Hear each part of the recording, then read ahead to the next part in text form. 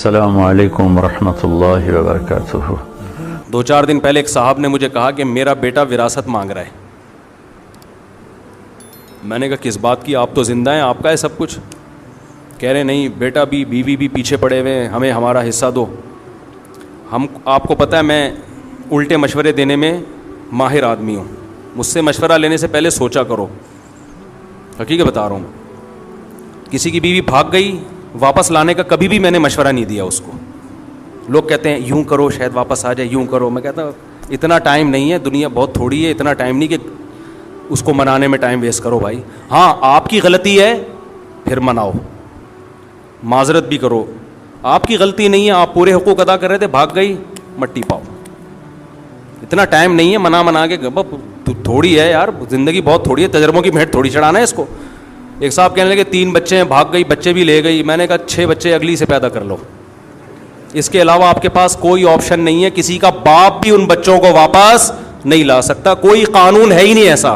عدالتوں میں کیس لڑتے لڑتے گنجے ہو جاؤ گے، کخ بھی نہیں ملے گا، اور الٹا سارا خرچہ عدالت آپ کے اوپر ڈال دے گی اور چوڑے میں آ جاؤ گے۔ کہہ رہے بچوں کو کیسے بھولوں؟ میں نے کہا جو چیز اختیار میں نہیں ہے، دیکھو ابا مر جاتے ہیں کتنا روتا ہے، میں جب بھی والدین کا میرے تذکرہ آتا ہے مجھے رونا آتا ہے، لیکن کیا میں زندہ کر سکتا ہوں ان کو؟ بھائی ایک حقیقت ہے۔ اب کیا ہے، صبر کے علاوہ آپ کے پاس کوئی آپشن نہیں ہے۔ بچہ مر جاتا ہے تو تھوڑے دن رو کے صبر کرنا ہے نا۔ تو جو چیز اختیار میں نہیں ہے اس پہ رونا فضول حرکت ہے، ٹائم ویسٹنگ ہے۔ سب کچھ آپ کی مرضی کا دنیا میں نہیں ہوگا۔ بیوی بھاگے، بہت سے لوگوں کی بیویاں بھاگیں گی بھی، بچے بھی لے کے اسٹارٹ ہو جائیں گی۔ صبر، اس کے علاوہ آپ کے پاس کوئی آپشن، یا تو آپ محلے کے دادا ہو، محلے کے دادا ہو تو ایک الگ بات ہے، یا دادا بن جاؤ، اگلے الیکشن میں آپ کھڑے ہو جاؤ، وزیر اعظم بنو، بولے لے آ بچے، پھر آئیں گے ٹھیک ہے نا، پولیس میں چلے جاؤ آپ۔ جب آپ کے پاس اختیار ہی نہیں ہے، آپ کے پاس پولیس ہے تو ان کے پاس بھی ہے۔ تو آتے ہیں لوگ روتے ہوئے بیچارے، میں ان پہ ترس کھاتا ہوں، اللہ ان کے صبر دے، لیکن ان سے کہتا ہوں بھائی چھوڑو، اب ٹائم ویسٹ نہ کرو یار۔ اور ویسے بھی جو، اور خاص طور پر جو غربت کی وجہ سے بھاگی ہے نا، وہ تو اس قابل نہیں ہے کہ اس کو لایا جائے۔ بیوی میں اور طوائف میں فرق یہ ہوتا ہے کہ طوائفہ پہ پیسے خرچ کرو تو خوش رہتی ہے، بیوی پیسے خرچ کرو تو بھی خوش، اور اگر آپ غریب ہو گئے تو بھی غم میں آپ کا ساتھ۔ اس کو شریک حیات اس لیے تو کہتے ہیں، زندگی کی ساتھی ہے، خوشی غم میں آپ کا ساتھ دے گی۔ یہ کیا بات ہے کہ جب پیسہ تھا تو تھی، اب پیسے ختم ہو گئے تو اب بھاگ گئی؟ جاؤ لعنت بھیجو یار ایسی بے وفا۔ اور مرد تو مرد ہے، مردانگی ہونی چاہیے اس میں۔ مرد کی کوالٹی یہ ہے کہ کوئی اس سے محبت کرے تو 10 گنا زیادہ محبت کرے، لیکن وہاں سے پہل ہونی چاہیے۔ پہل کہاں سے ہو؟ بولو نا، ادھر سے ہو، ادھر سے پہل نہیں ہے۔ جاؤ، ہم آدمی ہیں، ہم تمہارے محتاج تھوڑی ہیں۔ اللہ تعالیٰ کا جو اصول ہے نا کہ اللہ کہتے ہیں پہلے تم محبت کرو پھر میں محبت کروں گا۔ تم ایک بالش آؤ گے تو میں چل کر آؤں گا، تم چل کر آؤ گے تو میں دوڑ کر آؤں گا۔ آنا پہل تم نے کرنی ہے، میں نہیں گھسیٹ کے لاؤں گا تمہیں، کیونکہ وہ غیرت والا ہے، کیا کہ تم میرے محتاج ہو، میں تھوڑی ہوں۔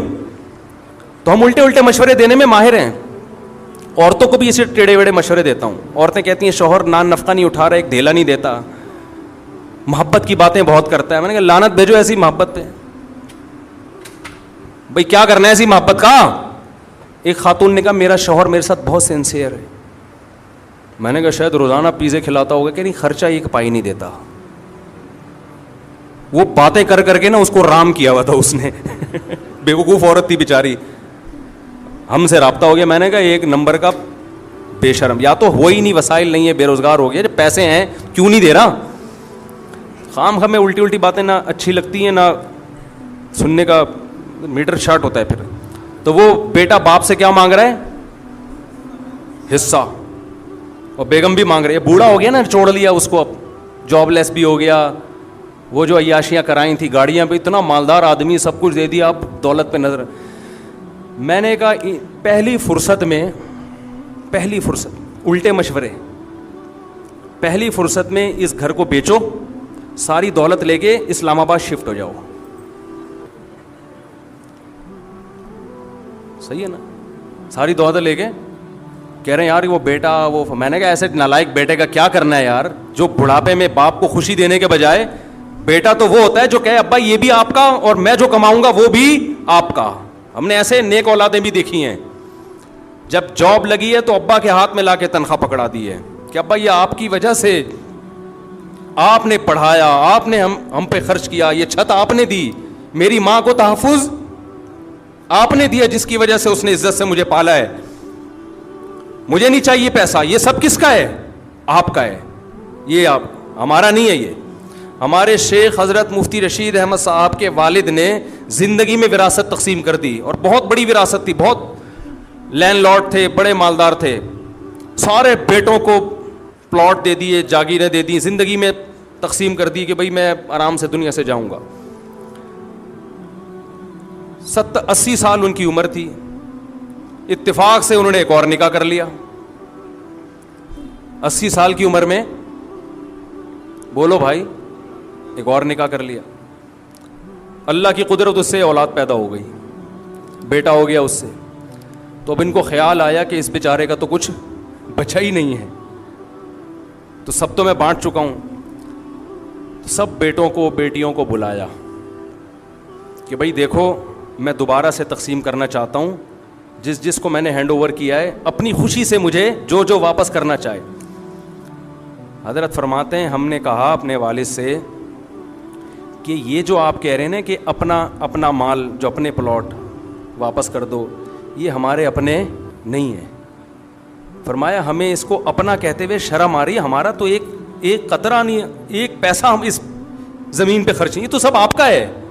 دیکھو شرعی لحاظ سے تو بیٹے مالک بن گئے تھے، لیکن اخلاقیات بھی کوئی چیز ہوتی ہے نا، مالک بنایا تو آپ نے، ہمارا کہاں سے ہو گیا؟ حضرت فرماتے ہیں یہ تو ہمیں والد صاحب کے منہ سے یہ جملہ بہت برا لگ رہا تھا کہ یہ ہمارا کیوں کہہ رہے ہیں، یہ بولیں لاؤ میرے پلاٹ واپس کرو۔ جو غیرت مند اولادیں ہوتی ہیں ان کا ایٹیٹیوڈ یہ ہوتا ہے کہ باپ نے جو چیز دے دی اس کو بھی باپ کا مال سمجھ رہے ہیں، اپنا نہیں سمجھ رہے۔ اور جو بے شرم اولادیں ہوتی ہیں وہ باپ سے ان حصہ مانگ رہی ہوتی ہیں، ایک دھیلا تمہارا خرچ نہیں ہوا اس کو خریدنے میں، سارا تمہارے باپ نے دیا، تم کیسے مانگ رہے ہو؟ نبی نے کیا فرمایا؟ انت و مالک لی ابیکا، فرمایا تو اور تیرا مال تیرے باپ کا ہے۔ زندگی میں اولاد جو کما رہی ہے وہ باپ کو لا کے دے، باپ پھر وہ کہے کہ نہیں بھائی یہ تم کما رہے ہو تو تم خود رکھو اپنے پاس۔